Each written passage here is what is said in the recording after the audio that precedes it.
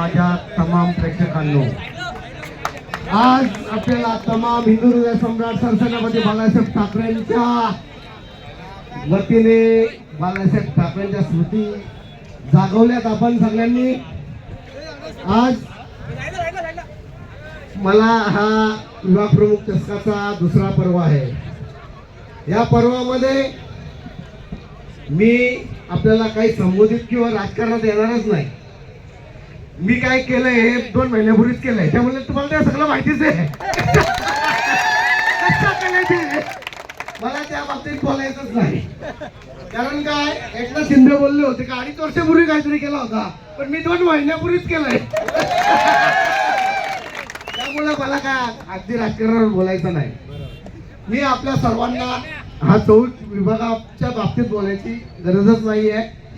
इथे पूर्ण रायगड जिल्ह्यामधून प्रेक्षक आलेले आहेत आणि अगदी कर्जत, खालापूर, पनवेल या सगळ्या प्रेक्षकांना मला खूप खूप धन्यवाद द्यायचा आहे।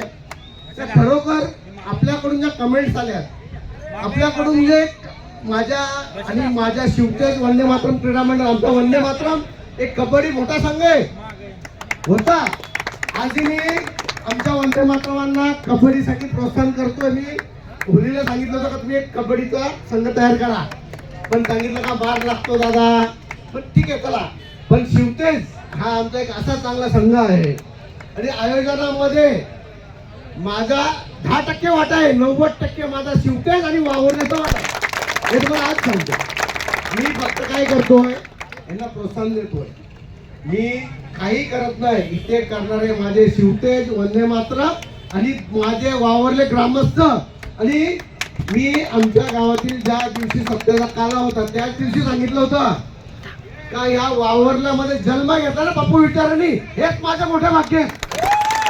आणि वावरल्यामधली माती हिला कोणी कधी विसरायचं नाही का ज्या मातीतून मी जन्म घेतलाय, ज्या मातीने मला इथे बनवलाय, त्या मातीशी जो इमान राखणार नाही तो इथे राहणार नाही। आणि त्या मातीत मी आज 3 माणसांची नावं घेतो।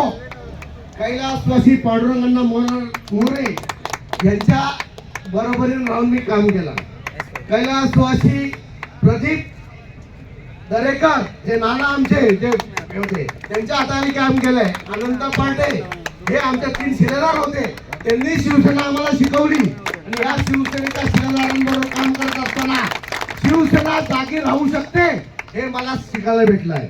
आणि मी आज सर्वांना एकच सांगू इच्छितो का ह्या माझ्या सुंकरेचा 1 रुपया पप्पू विचारेचा भाग 1% नाही, 99% भाग हा शिवतेज ग्रामस्थ मंडळ वावर आणि माझ्या 14 विभागातील सगळे माझ्या हातून काही मोठे शिलेदार आहेत कधी समोर येत नाही, पण त्यांची त्यातून खूप मोठी मदत आहे। मी आज तुम्हाला सांगतो, मला कुठल्याही राजकारणाच्या भागातून ही शृंखला ठेवायची होती असं नव्हतं। मागच्या वर्षी आम्ही अचानक ठेवली, पण ह्या वर्षीची शृंखला माझे महाराष्ट्रातून मित्र आले होते। महाराष्ट्रातून माझ्या मित्रांनी मला एकच सांगितलं का बोलतो दादा इथं कोकण प्रीमियर लीग ठेवायची आपल्याला। म्हणलं बघा आमच्याकडे जे होतो किंवा आम्ही वावरण्यातून एक जो कार्यक्रम करतो इथे कोणाचा सहभाग असेल नसेल माहिती नाही, पण आमच्याकडे ठरवलेला कार्यक्रम हा फेल जात नाही। हे कोणी किती मोठेपणा करू द्या, पण वावरण्याचा नाच करू शकत नाही हे आज सांगतो। आणि वावरला हा 14 जिल्ह्यामध्ये वाढायचा केंद्रबिंदू आहे। पूर्वीपासून 25 वर्षापासून जे जिल्हा परिषद वार्डमध्ये जे घडलंय हे वावरल्यामुळे घडलंय, ते कधीच विसरू नये। वावरला हा केंद्रबिंदू आहे आणि वावरला 14 जिल्हा परिषदचा केंद्रबिंदू आहे आणि 14 केंद्रबिंदूचा कार्यक्रम 2 महिन्यापूर्वी करून दाखवला आणि याचा पुढचा कार्यक्रम अजून होतील हे आजही सांगतो। आणि माझ्या आलेल्या सर्व प्रेक्षकांना खूप खूप धन्यवाद देतो। मला खरोखर आवर्जून खरोखर सांगायची एक मनापासून इच्छा आहे का ही शृंखला महाराष्ट्राची आहे का वावरल्याची आहे का रायगडची आहे, ही मला आज मनापासून वाटतंय। महाराष्ट्रामधून लोकांचे फोन यायला लागलेत काही महाराष्ट्राची शृंखला झाल्यासारखी झालेली आहे। त्यामुळे माझ्याबरोबर असलेला सगळे शिवतेज, वंदे मातरम, ग्रामस्थ मंडळ वावरले या सर्वांचे खूप खूप आभार मानतो।